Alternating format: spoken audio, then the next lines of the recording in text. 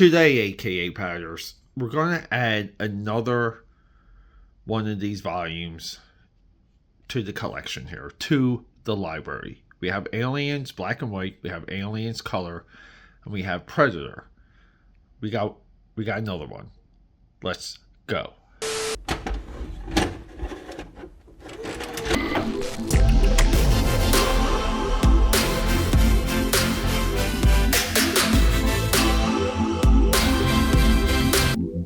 To many of you, I only read floppies. I only read the original editions of the comic books. That is true. But every blue moon I discover, and sometimes going through the library, I rediscover reprints or representations that just thrill me. It could be the format, the paper quality, the vision of it all, the graphic design, or all of those elements wrapped into one. Dark Horse did that. I promised myself for these books I would buy one, and then two, then three, and then years went by, and now they're all within the hundreds. This sucker now brings me one away from the complete stack. Now, do I want to complete the stack? I'm still on the fence about it, but we have a new edition here for the Dark Horse 30th anniversary Terminator, Aliens, Predator collections, if you will. Guys, let's hit that table. I gotta crack this open. We gotta look at this together. I haven't set eyes on this in, retail. Like the last time I looked at this book, it was retail, and I never bought the damn thing. Let's check it out. These editions, they do fascinate me, my AKAPADers. Even the page spines, all black here. We have blue for this version of Aliens, and we have all red for Predator. You've seen these on this channel a few times by now. During Alien Week, earlier this year for Alien Romulus, I profiled these.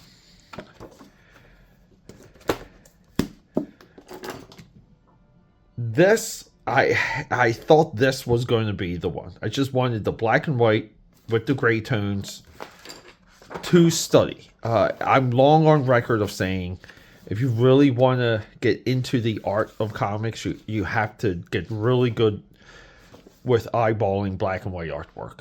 It just begins and ends black and white. This one's great. This is, I love library editions. I had to get this one when I read Earth War here, where it pretty much blew my mind that, and this is St. Keith, by the way, that the aliens in this continuity had fully taken over Earth. Isn't that nuts? So I bought this just to have the lead-in story, which is this painted one here. And growing up, this was I thought this was like the alien story. I had no idea this was a part of a bigger alien Dark Horse mythology. That really runs into Predator, where just the colors for this one, and this is what I mean by presentation, the colors alone with the quality of the paper, it's jaw-dropping. I hate that these editions have spiked up in value and cost so much, because I really would say we all need to own these. We really do. The colors alone put the initial Concrete Jungle 4-issue series in the Watchmen universe. The look and feel of this alone puts it in Watchmen.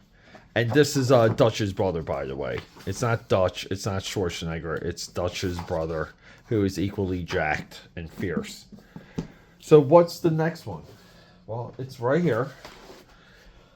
And I haven't looked at this since the days it was at retail. I used to go to my Barnes & Noble in Philadelphia, PA. Used to be at Rittenhouse. It moved.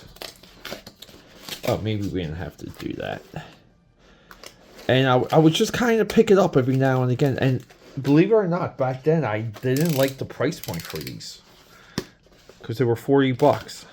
Now, I haven't paid more than retail for any of them, including this one. This edition here, which we're about to see, spiked in value. It was as low as $17 on one time, and it spiked all the way up to, I believe, 150, 160. Here it is, AKAPAD's Terminator, original comic series, Tempest, and One Shot. John Arcudi, Chris Wagner, James Robinson, Matt Wagner. And we have the silver binding here. This came up on my radar, and I love that it's shrink wrapped for, I think, $33. Shipping included, by the way. The crazy thing is that this took about a month to get here. It took so long to get here, I forgot. I forgot that I had this inbound. Oh, look at that silver. Look at that. Yes, here we go. Look, the John Wagner. Oh, look at the paneling. This is wild. I love the presentation for these. And here we go. So Dark Horse took over the Terminator franchise from a company called Now Comics. Now Comics, I think for about 2 years. Look, this is coming out of Philadelphia. John Arcudi, Philadelphia, PA, 2017.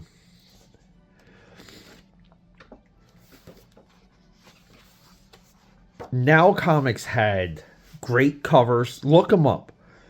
And we will be doing the Now Comics retrospective on this channel. Look at this. But you would say for 2 years, they brought in Alex Ross into the comic book industry with Burning Earth. What Now Comics did, it was absolute of legend. And it was good licensed books. And that was somewhat of the template for everything that Dark Horse did later. This just looks fantastic. I love some of the line work for this. AKAPADers, we will be going over these panel by panel.